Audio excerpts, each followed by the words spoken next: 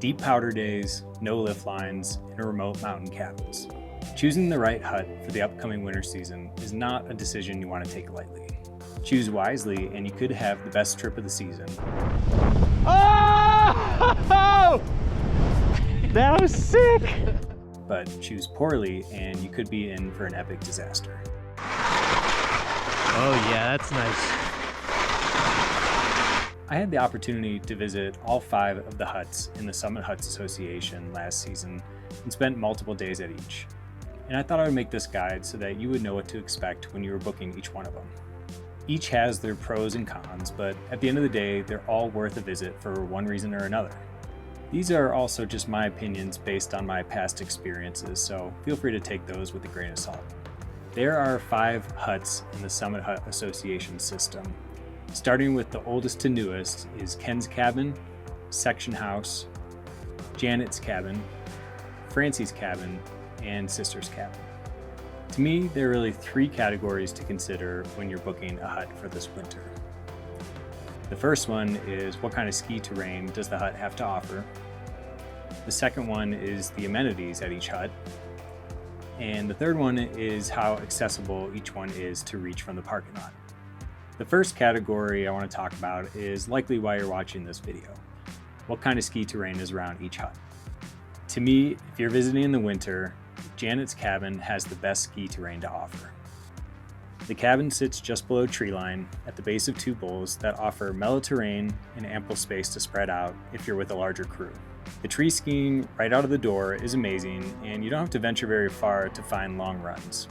If you do want to walk a bit further, you have access to incredible runs that can have deep powder to lap in the heart of winter. There are areas for beginners and experts alike, so you have a wide variety of lines to choose from. Second to Janet's, Sister's Cabin is my next favorite in terms of skiable terrain. When the conditions are good, you can ski directly from the door and lap that area all day. The tree runs above the hut hold great snow even on windy days, and pretty much everything funnels back to the hut, which makes route finding even easier. You are across the valley from Breckenridge Ski Resort, so the storms that drop snow there are typically having the same effect at the hut. In the spring, if you are willing to work for it, skiing off Bald Mountain is as challenging as you want to make it, and the climb is not too bad from the hut.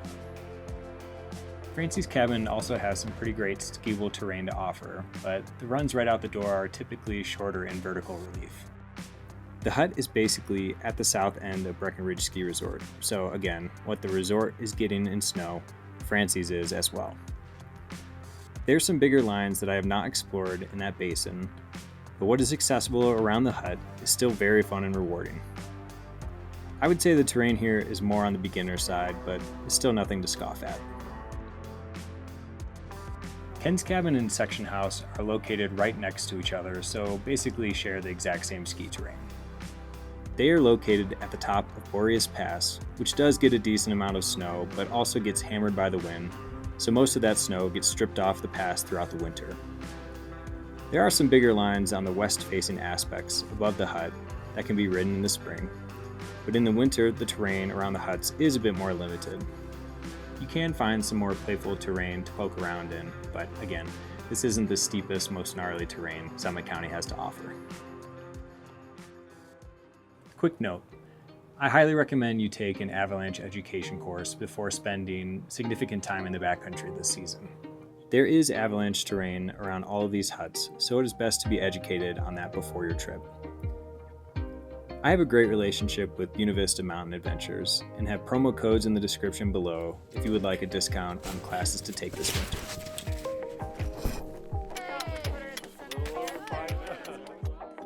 Also, the areas I'm portraying in this video may or may not be safe to ski at the time of year you're visiting, so it's best just to get educated and make those assessments for yourself. Cabin amenities. I know this is a subjective category, but for the sake of this video, I'm going to rank the huts from most posh to the bare necessities amenities. Sister's Cabin is hands down the most posh of the 5 huts. It was completed in 2018, so still feels brand new, and has lots of open space for hanging out in, a large kitchen, a warming room for your gear, a sauna that's connected to the hut, indoor composting toilets that don't smell bad, high efficiency wood burning stove, and I could go on and on. It's very nice and you will be comfortable if you stay at Sister's Cabin. Maybe even a little too comfortable. Janet's and Francie's I would put in the same category as they were both built right around the same time in the early 90s and basically offer the exact same amenities. They both have saunas, composting toilets, big kitchens, wood-burning stoves, solar-powered lights, etc. There are wood pile rooms where you can chop wood inside if you need it, and they both have your typical Colorado backcountry hut feel. Section House and Ken's Cabins are the unique huts in the system as they were both constructed in the 1800s. The amount of history both of these cabins have seen is pretty extraordinary, and if you're a history buff at all, there are lots of historical markers and posters located at the cabins that talk about their construction and what they were used for when they were built. These two cabins are more rustic in nature, but are clean and comfortable enough for my liking. There are old wood-burning stoves you can use to cook on and heat the cabins, and they both seem to be largely untouched in terms of additions and rehab projects. There are no saunas at either of those cabins, and the outhouse is detached from the huts, but still very close, so you don't have to walk too far to get to them. But hey, you're on a hut trip, so some level of discomfort is to be expected and welcomed.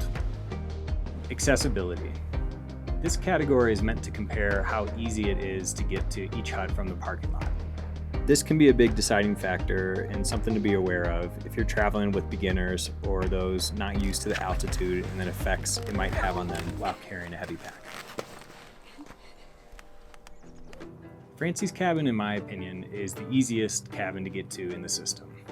If you're in decent shape and motivated, you can get to the hut in an hour or less, but I would budget an hour and a half to 2 hours if you're traveling with a larger crew. The parking lot is right outside of the town of Breckenridge, is easy to find and marked well, and you pretty much just follow a trail straight up for 1.5 miles. You can ski the entire way out too, which is great and takes 10 to 15 minutes when there's good snow. Sister's Cabin is located on the opposite side of the valley as Breckenridge Ski Resort. And the overnight parking does tend to confuse people as it is separate from the day use parking at the French Gulch trailhead.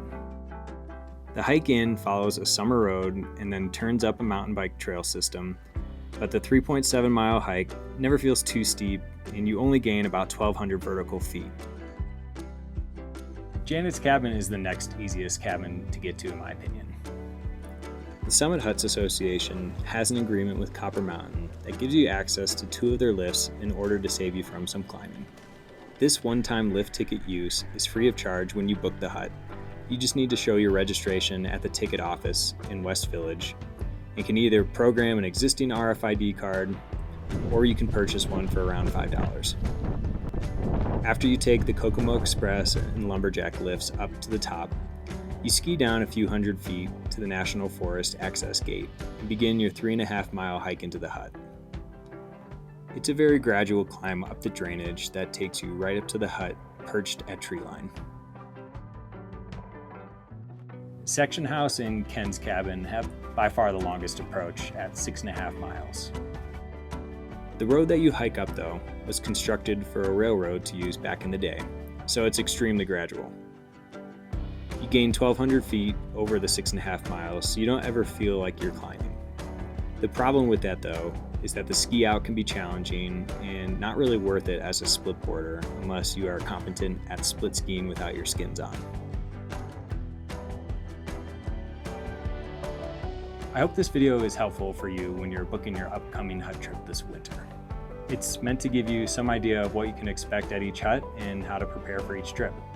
Since the Summit Hut Association broke off from the 10th Mountain Division last year, the reservation system is a little different, and the booking for the Summit Huts Association starts September 14th this year, which I personally love so that you don't have to hold a reservation for over a year. If you want to watch more in-depth videos about each hut, I made a series called Hutbound last season where we kind of detail our entire experience at each hut. I'm sure I didn't cover everything about these huts, so feel free to leave some comments below on anything that I might have missed or anything that you disagree about. Also, please consider subscribing to the channel.